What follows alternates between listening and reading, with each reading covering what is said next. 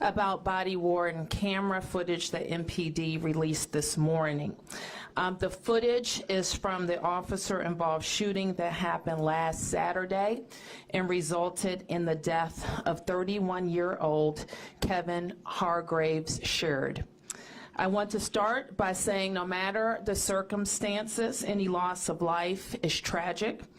We know that Kevin was well loved and that this is a traumatic response for his family, a traumatic loss for his family and friends. I also want to be very clear to his family and to the community as a whole that this is an active investigation. The video is now with the United States Attorney's Office for the District of Columbia for review. In addition to the United States Attorney's review, MPD will still need to conduct its own internal review. Unfortunately, as is often the case, or sometimes the case, the body-worn camera footage doesn't answer all the questions we have or that the community will have. We released this footage so that the community can see what we see, but again, this remains an active investigation. With that, I'd like Chief Conti to share a report. Thank you, Madam Mayor. Just to echo a couple of comments that the mayor has made so far, this is an active investigation. It's an ongoing investigation, and per the law for the District of Columbia, we're required to release body-worn camera footage that is in the greater public interest within 5 days, and we're doing so with the facts that we have established at this point. This information, as we gather it, it then goes to the U.S. Attorney's Office for the U.S. Attorney's Office to conduct the criminal investigation. Initially, when this incident happened a few days ago, obviously there's reporting around it. Things change, we learn other things, but again, just all the way around, this is a very tragic situation. Any loss of life in our community is one that I think it hits everyone, you know, and especially the family in this case. So I'm going to go through the information that we have so far. As the mayor mentioned, the video has been released. That video has also, the footage of the video has also been shared with the next of kin in this case, and this is not easy for anyone, but I will go through the information that we have. I'm here to provide a briefing and answer questions related to the fatal officer-involved shooting incident from this past Saturday. As a reminder, again, this is still an ongoing investigation, and the information I'm providing today consists of facts that we know at this point in time. First, at approximately 4:02 p.m. on Saturday, July 30th, our 4th District officers responded to a call in the 900 block of Longfellow Street Northwest for the report of a shooting. A witness stated that 2 dark-colored vehicles opened fire on a group of males in the block. Officers located 2 juvenile males, one age 17 and one age 15, with gunshot wounds in the AutoZone parking lot. Ultimately, 3 high-capacity, loaded firearms were found on the scene, 2 of which were fully automatic firearms. Approximately 2 minutes later, another witness called 911 to report the shooter was spotted in the alley tossing something under a vehicle and provided police with a description of the person, a black male with short hair wearing a white shirt and black pants. At 4:11 p.m., officers were on the scene speaking with this witness when they located a firearm under the vehicle and were alerted that the individual was still in the alley. Officers spotted this person and a brief foot chase began until our members witnessed him jumping into a white sedan with several other people inside of the vehicle. The vehicle sped off. A lookout was broadcast over the radio for the vehicle and occupants for its potential role in the shooting. A 4th District sergeant spotted the car, activated his emergency lights and sirens, and engaged the vehicle in a pursuit that went several blocks. The vehicle, in its efforts to flee the police, struck a curb adjacent to Fort Slocum Park in the area of 3rd and Madison Street Northwest. 3 occupants exited the car and ran through the park. Those 3 individuals are unknown to us at this time, and we are seeking to identify them. The driver of the vehicle exited moments later and ran into the park as the MPD sergeant pulled behind the car, still with his lights and sirens activated. The sergeant partially exited the marked police MPD cruiser, shouted, "Gun, gun, gun, gun, gun," 5 times, and fired a single shot at our decedent, now known as Kevin Hargrave's shirt. Recovered next to Mr. Hargrave's shirt was a loaded semi-automatic 9mm pistol.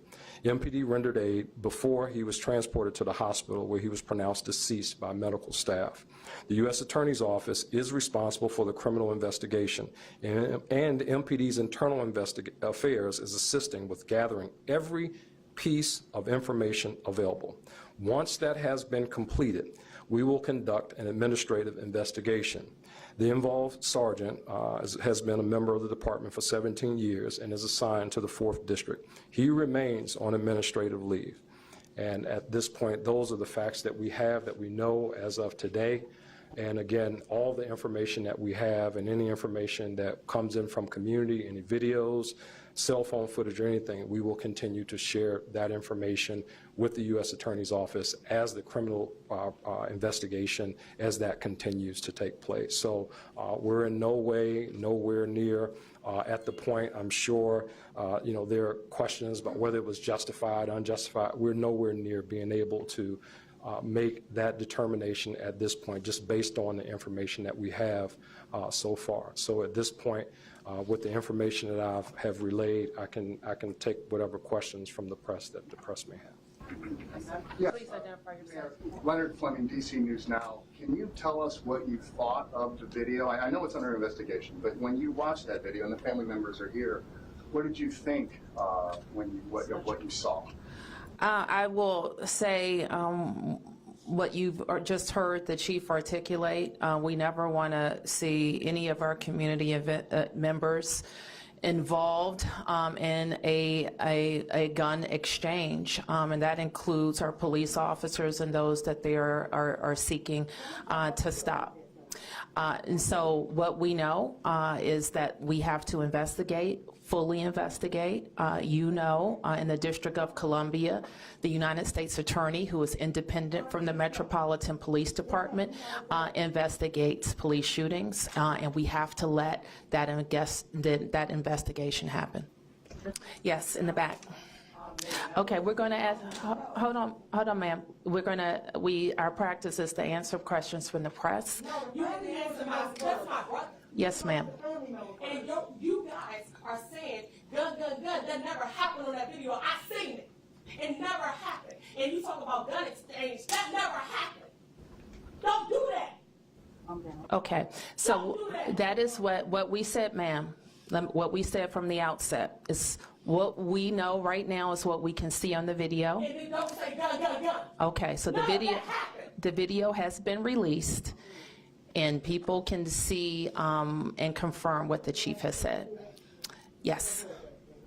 Matthew Torres of WSA, not for Chief Conti. Was he positioned at all? Was he running away from the officer when he started firing the shots? He was running from the vehicle at the time, and I think that as we go through the investigation, obviously the video has been released, and the body-worn camera is here, which is catching really the frame of the door. You cannot see, exactly what he was doing at that point, which is why we're not able to make a final determination to say, hey, that this is whatever. He is running, certainly he is running, but again, we're not able to make a final determination based upon what we saw, which is why the investigation has to continue at this point. Hi, question. Future Drain WDCA is, I think there's a need maybe for some clarification about what's required of a command before firing. Yeah. The officer would say gun, gun, gun 5 times. Yeah. But he just has before, but. So in an incident where you have, or instance where officers are saying gun, gun, gun, and again, we have to really kind of understand, like ask this officer, hey, why did you say that? But I can tell you just through my training and experience, a lot of times that is a command of warning, warning to other officers that are in the area. Also in this video, just off to the left, there's like a moon bounce. There's some kids there. There are people around that. I don't know if the warning was for them. I don't know if the warning was, the other officers hadn't that pulled up on the scene. I don't know why the member said what he said at the time that he said it. But again, when you're going through an investigation, certainly we want to know the answer to that right now. But I would be speculating, it would be premature, and it would jeopardize the outcome of the investigation for me to say, hey, yeah, this is the reason why that was said. Again, we know from the video that the officer said gun, gun, gun, gun, gun 5 times. But again, why he said that, we'd have to find out from him why he said that. Just to follow up. Yes. Requirement to ask for a suspect to disarm, like, before? No, so when you talk about requirement, I mean, in this case, you had a marked police vehicle with lights and sirens going behind a vehicle that had just traveled up the street, leaving from the area where a shooting had occurred. And that same vehicle went the wrong way on the street with police in pursuit, crashed into a curb. So I think it's fair to say that the occupants of the vehicle realized that the police were trying to stop them. And then when the 3 individuals jumped out of the vehicle, again, you're left with the 1 person that's in the car at that time. And again, the officer making the statement that he made. Chief. Yeah, Mark. So, we're just seeing the video. We haven't had a chance to enlarge it. It isn't really clear, as you've said. But what does seem apparent is that the gentleman is running away from the police officer. I know you say that he was shot in the side of the head, but it appears that he was running away. It does not appear that he was pointing. You can't even tell if he's actually holding a weapon, right? Mark, I don't. Yeah, go ahead. Mm-hmm. You have the family here, you have the whole community kind of asking, when they see this video of the suspect running away with his back toward the officer, it does not appear that he is pointing the gun or at anyone at that time. Mark, I think you're jumping way out there draw the conclusion that you're drawing, and I don't think that you can actually do that. You talked about the injury of Mr. Shirt in this place, where the individual was struck.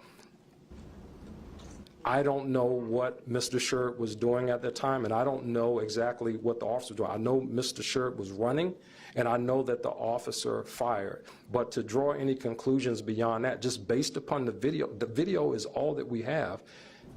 I don't think we can leap there yet, and we may get there as the investigation unfolds. But to make that assumption, Mark, I've been in this business long enough to know to not make assumptions in that space. It could jeopardize the investigation. It could, whatever outcomes anyone wants to see, to include the family in this case, it could jeopardize the outcome of the investigation for me to stand here and say something that destroys the case. I'm not going to do that. The video is the video is what it is. Members of the public will see that same video and make 100 different conclusions on that. But I think we have to allow the investigation to continue in this place. And if I can just follow up. Yes. The handgun that you released is still a photograph of. Yeah. That is the handgun that was found next to Mr. Shirt. That is correct. And so in that space, we would do like a DNA analysis of the handgun, swab the handgun to see if, that handgun, to ensure that handgun was actually or to find out, to confirm who that handgun was in the possession of. And that right now, those swabs have been done and so forth, but the DNA analysis on that has not come back yet. So that is something, again, that we would need to confirm. Do you know yet if that handgun had been fired? It had not been fired. It had not been fired. It had not been fired. And it wasn't no gun. Okay. I don't want you to ignore, I keep raising my hand. Go ahead, ma'am. Thank you, I appreciate you. This is the second headshot police killing in 2 weeks. Are police being told aim to kill or aim to stop? That's one question. The second question, I want the police officer's name.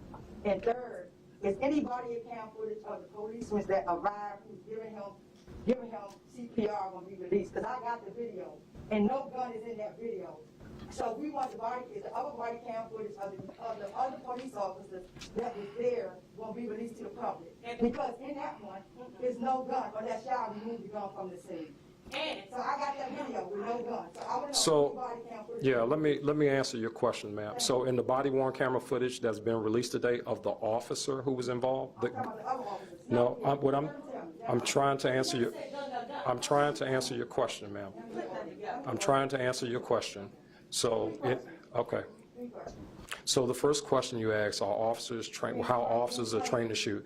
Officers are trained to neutralize a threat, wherever the threat may be. That's how officers are trained. So when you're talking about a person's body, I mean, no shooting is pretty, right? I don't care where the shot is. If it's in the foot, the hand, the finger, no shooting is pretty. When an officer, in their training, officers are trained to neutralize the threat. Until there's no longer a threat, officers will deal with the situation in that space. The second question that you had, the officer's name. That name has been released publicly. I believe it's out there now. Is that correct?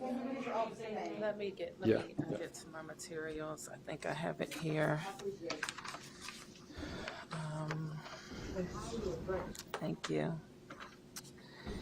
The officer is Sergeant Ronaldo Otero Camacho. Okay, and the third question was, is the other And- police officers footage that was giving him CPR, that's around him, that earlier, of the video that I got, is that going to be released to the public and the media? Because the video I got, there's no gun here, or that guy picked it up and took it somewhere. So I'm not sure which video you're referring to, but let me, You can look at it with the okay, ma'am, I'm trying to answer your question, all right? So the video that's released today, after the officer fired the shot, if you look at the video, as he's approaching Mr. Sherd, there's a circle around the gun that's in the grass on the ground. That's in the video.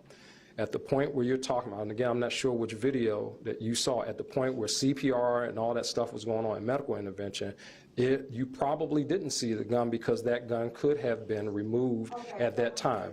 And that would not be uncommon, which is the reason why, part of the reason why we're going to do DNA analysis on the firearm. We're going to do DNA analysis on the bullets that go into the firearm so that we can see whether or not this firearm was actually in possession of someone. But that is part of the investigation. And again, I would hate to jump to conclusions and say that something is or is not when I don't know for certain myself. I'm going by evidence. And if we have the evidence, I'll say this is what it is. If we don't have it, I'll say we don't have it yet.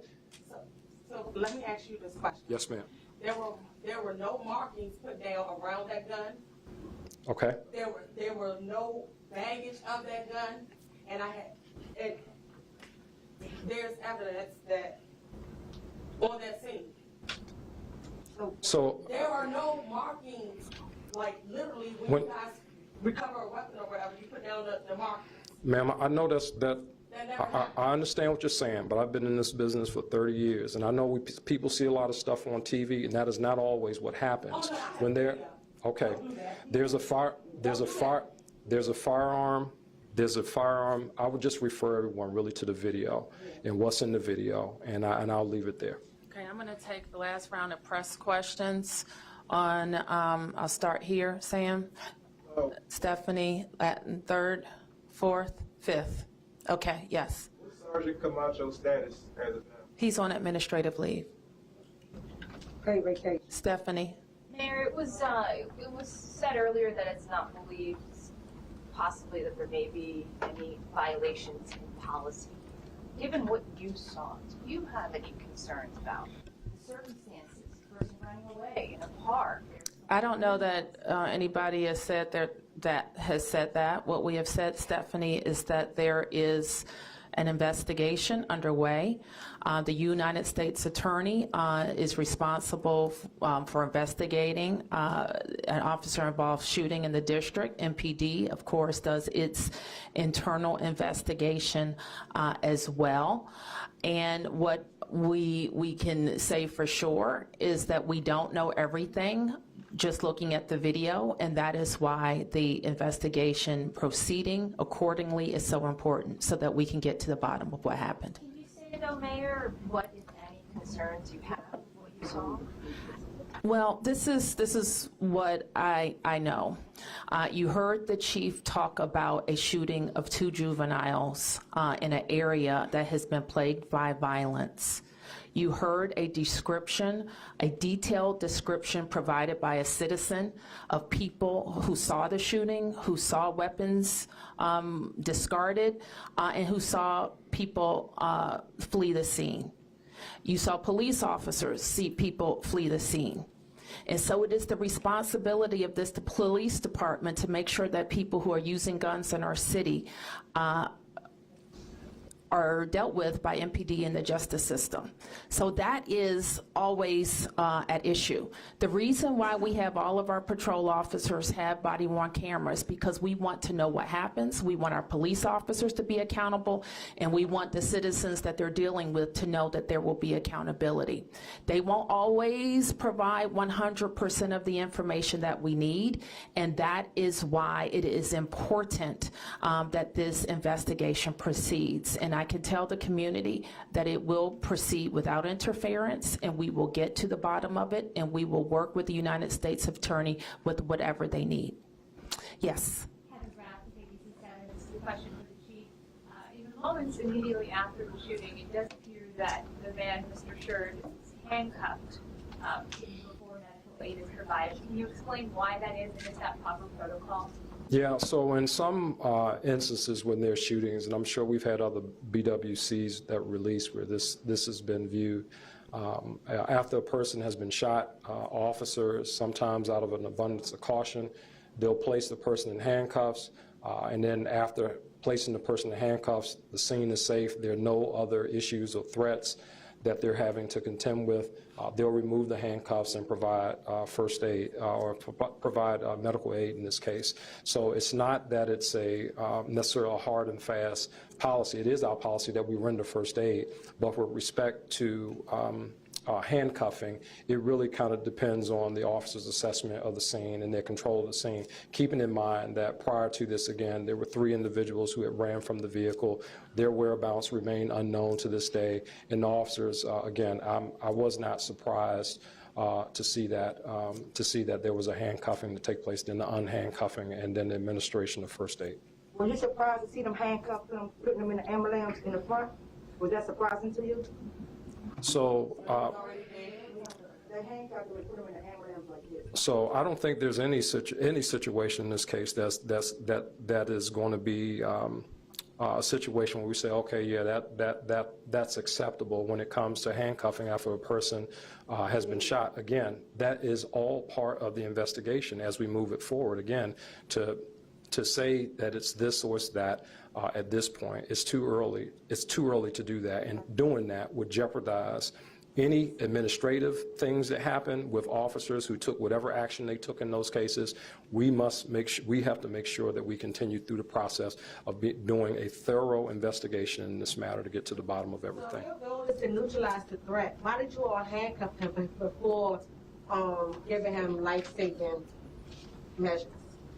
If you're going to neutralize the threat, because at that point he wasn't a quote-unquote threat anymore, which he never was because his back was turned.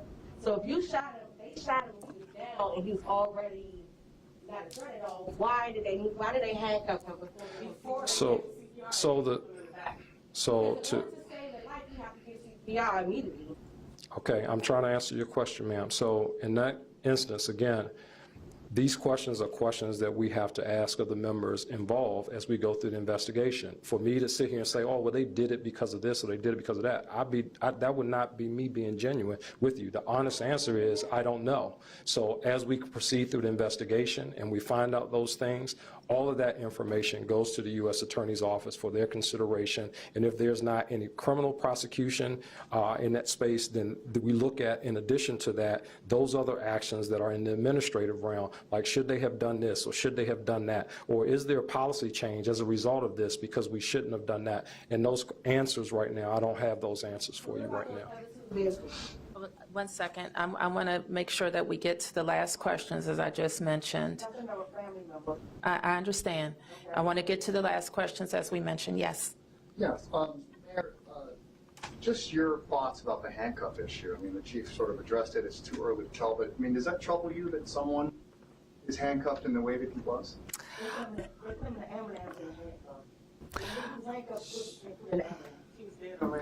I don't think I can add anything else to what the chief has said on that. That's how you felt about it. What is your opinion on it? As I said, I don't really have anything at this time to add to more than what the chief has said. All right, was that our last question, Mark? A couple of off-topics real quick. Okay. The Defense Department has denied your request for the National Guard. Correct me if I'm wrong, is this the first time that the request by DC Mayor has been refused? Can you comment on that denial? I believe that it is, Mark, and I just reviewed before coming here, and obviously I was more focused on the very pressing matter of the body-worn camera release, so I have had the opportunity to scan that letter, and what I see is we may send an amended request. The Department of Defense highlighted a number of, concern about the open-ended nature of our request and their ability to respond to it. So I want to give them some more specific parameters to better respond to our request. Can I ask about? No, don't do that again. Can I ask about the shooting at the library? We saw the charge that was filed this morning. Chief, can you give us any update on what happened there? Yeah, Mark. That's, again, another very unfortunate incident where someone lost their life and they should not have. As you know, we charged the person doing the training in that case. We charged him last night. That individual retired from the Metropolitan Police Department, but he's acting in his personal capacity, based upon the review of what based upon a review of the information that we have at this point, it appears that his actions certainly contributed to the death, and his actions in this case, there was some clear information in terms of witness information. There was video to help support it. And we, after consultation with the U.S. Attorney's Office, again, having that conversation with them, the decision was made last night to charge him criminally. So The gun that was involved that may have been used for a live gun. that is possible. Again, like we talked about in these cases, the person arrested, certainly has a right to not make statements to self-incriminate himself. So he has not relayed that to us. We do know that in a training environment, there are props and firearms that are not, or firearm lookalikes that are in a training environment, that they were present in this environment. But why and what kind of was in his mind at that time, I don't know the answer to that, Mark. And my last, can anybody give us any update on the lightning strike? Yeah, so yesterday evening down at the Lafayette Square, we had another unfortunate incident that resulted in the loss of life. There were 4 people that were struck by lightning down in Lafayette Park, and shortly after that there were first responders that were in close proximity that responded immediately to the scene from U.S. Park Police and as well as U.S. Secret Service. Those 4 people were taken to the hospitals, various hospitals for treatment. One of the 2 people actually, husband and wife, 75 and 76-year-old husband and wife who was visiting Washington D.C. from Wisconsin. Unfortunately, they died of their injuries this morning, and we've made next of kin notification to the family, and we're dealing with that situation as well. Yes. Yes, I just wanted to pivot back to the original topic, and this could be for the chief or for you. So sorry, Mayor Bowser. This is a long process, and I appreciate your honesty that we're early on in it, and that it's going to take a while to sort through all the information. But can you tell us anything about a timeline for expecting a response from the U.S. Attorney General's office, just to give a little more perspective about what we're in for? We wouldn't be able to do that, my experience is that these investigations, they take as long as they take. We wouldn't want to say that they were rushed and we didn't get the information that we need, nor would we want to say that they took too long and the community was waiting for a response. So we do follow along with those timelines. And if we think that there's outside of what has happened in other situations, we would follow up more. Okay, all right. So we're going to have time for maybe like 5 more. Stephanie, Sam, here, that's 4 and 5. Yes, ma'am. Yes, Stephanie. Mayor, for you, and I also have a follow-up question for the chief as well, please. Mayor, my question for you is in regards to the rejection of the National Guard request. You know, do you have any frustrations with them coming back saying no on the original request? And does this give any credence to what Republican governors have been arguing?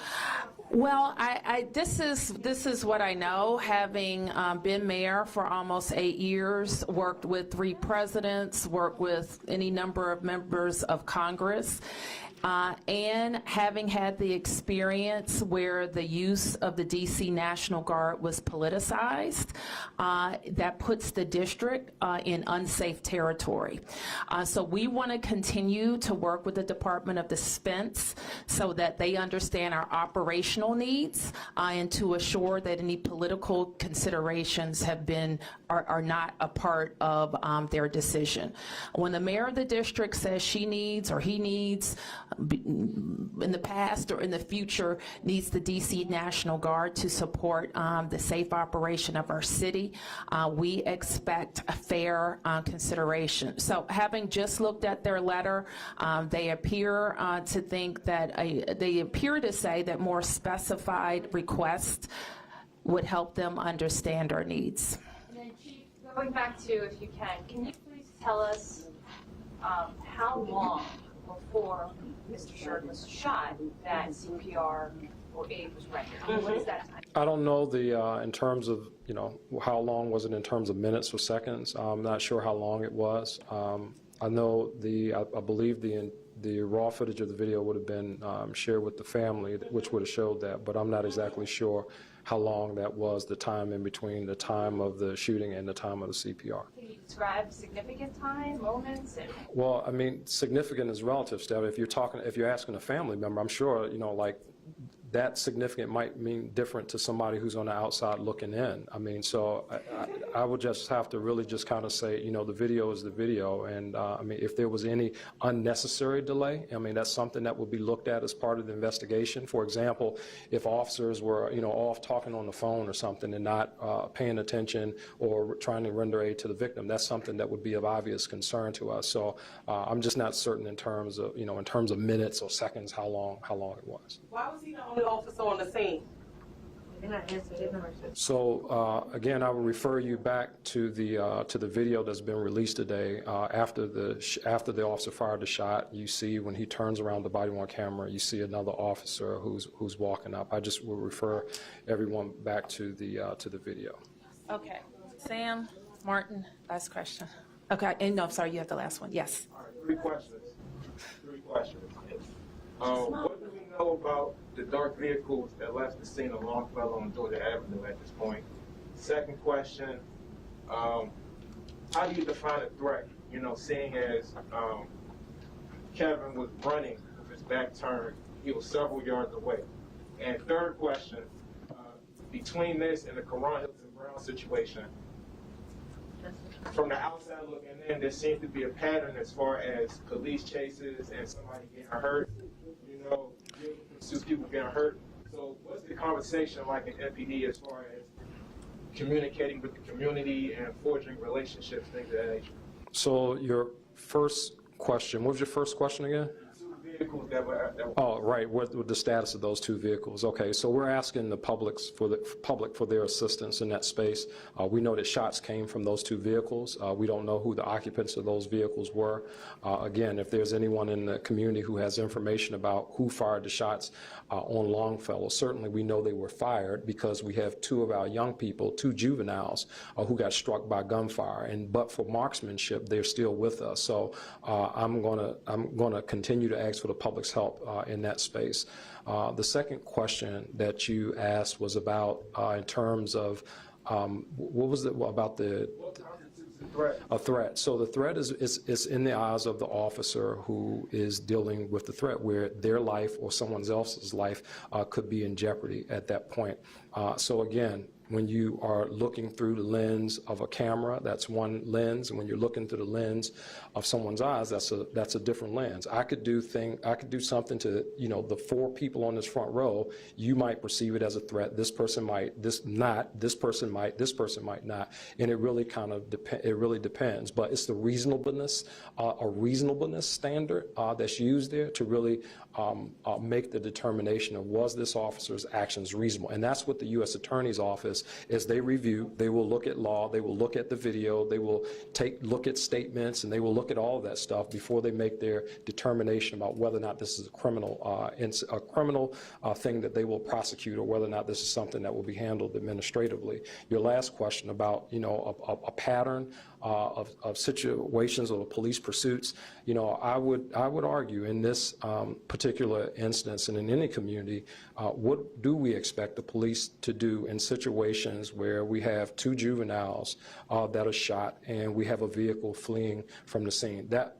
And the police are there in close proximity to when that vehicle is leaving. I don't think the parents of those 2 juveniles would say, hey, you know, I expect the police to just let whoever is, and let's take the names out of it for a minute, but who's ever in that vehicle, if there's a possibility that those individuals in that vehicle or a person in that vehicle or whatever was related to this thing or not related, you know, like, that's part of the investigation, right, that we have to know. So we work very hard with our communities all across the city to try to build better relationships.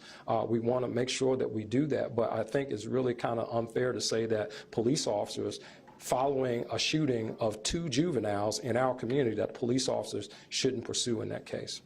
Slight follow-up to the second question. So, hold on a second. You asked 3.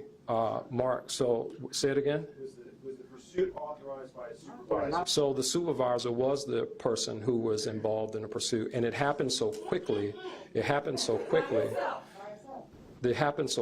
supervisors also have supervisors, Mark, but there's a watch commander and so forth.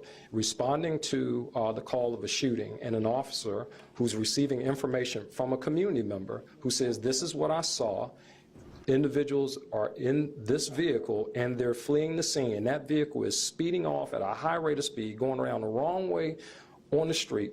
And the police officer gets behind that vehicle because it was a shooting, and because these juveniles could have died, and because they were shot, and there's a probability that there could be firearms in the car, they would have been justified in the pursuit. I got it. Okay. No, were you next in the lineup? No, Martin was next, and I think you were 5th. And then I'm going to have to wrap up. Yes, Martin. Community briefing, you guys start with footage that actually came from a private residence camera that was on the porch looking out. Were there other residences that had cameras that had footage that might be useful? So would you release those? Would you release body cam footage from the other officers who did respond to the scene after the shooting happened? So we have released everything that we have so far in terms of the residential cameras. Some folks have cameras that don't work. Some folks have cameras that are motion activated that don't come on. So we've released everything that we have at this point. With respect to the other officers who arrived, I think they may have been mentioned at some point, who arrived afterwards. Those officers' body-worn camera is part of the law and part of the practice. Those body-worn cameras are not ordinarily released because they were not the officers who were involved in the subject of the force. And then one last quick question, since I have a chance. The one thing we see before the shooting happens is the officer driving the vehicle and then pulls his gun out as he's driving. Is that standard? Is it trained? Is it expected? So the officer, where he pulled the gun out at the very, it seems like through the lens that I'm looking at, it appears that he was at the very end after the vehicle had crashed. I would really have to know that answer from him. I can speculate why at that point he pulled the firearm out, but it really depends on what he says, and I'm sure that would be related to what he saw at that time with respect to when he pulled the firearm out. Okay. Yes, ma'am. Yeah, thank you. Carmen Rodriguez from El Tiempo Latino.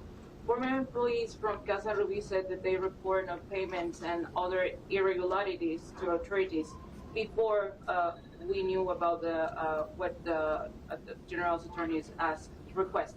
So has your office heard of any of this complaint?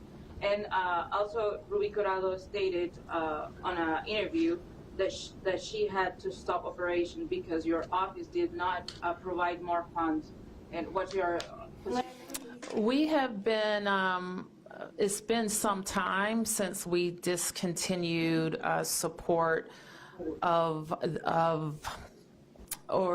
actually, Laura, I'm going to ask you to talk to this because our issues with Casa Ruby didn't just happen in the last few weeks. We have been separating operations from the organization for longer than that. So let me ask Laura, I don't know if you have some of this on the top of your mind, or Director Zeilinger can certainly follow up with you. What I can say is that we paid invoices and that included salaries for staff and rent, and so matters about money owed are things that are part of, I think, what is being investigated and looked at. So, but the district did not pull money while Casa Ruby was administering services under an ongoing grant. The program was wound down. The young people who are in the program, we helped transition to other places for services, so no one was left without services. And there was a process around that we followed. Thanks, Mayor. Appreciate it. Governor Abbott invited you and Mayor Adams to the border earlier this week. Have you responded to him at all? Your thoughts? Is this political theater on his part? And are you, in essence, giving him some credence and giving Republicans some credence by calling on the National Guard to complain that perhaps you're overwhelmed? I'm not talking about anything that is political in nature as it relates to how I operate the district's homeless services system. And I have done, regardless of Republicans in Texas or Democrats on Pennsylvania Avenue, what I need to do to run the city. And when we have a growing humanitarian crisis that we expect, that the federal government expects is going to only worsen, I have got to deploy the resources that I need to handle it. And we need our National Guard. If we were a state, I would have already done it. I would have deployed the National Guard. We also need a federal site where if there are going to be ongoing busloads of people who are stopping here on their way to where they're going, which is not here, that we need a site that the government, the non-governmental agencies, NGOs, they say, can use to make that stop as humane as possible for people who are fleeing horrendous circumstances. In many cases, they're boarding buses having been lied to about what's going to be on the other end. And they're still not where they want to be. And so we really need federal coordination. Now, if the federal government's not going to do it, they need to at least get out of our way and give us the resources that we need in our National Guard and a site. And we've even identified, we've helped them think about what those sites could be, including their armory that could be used. Thank you, everybody.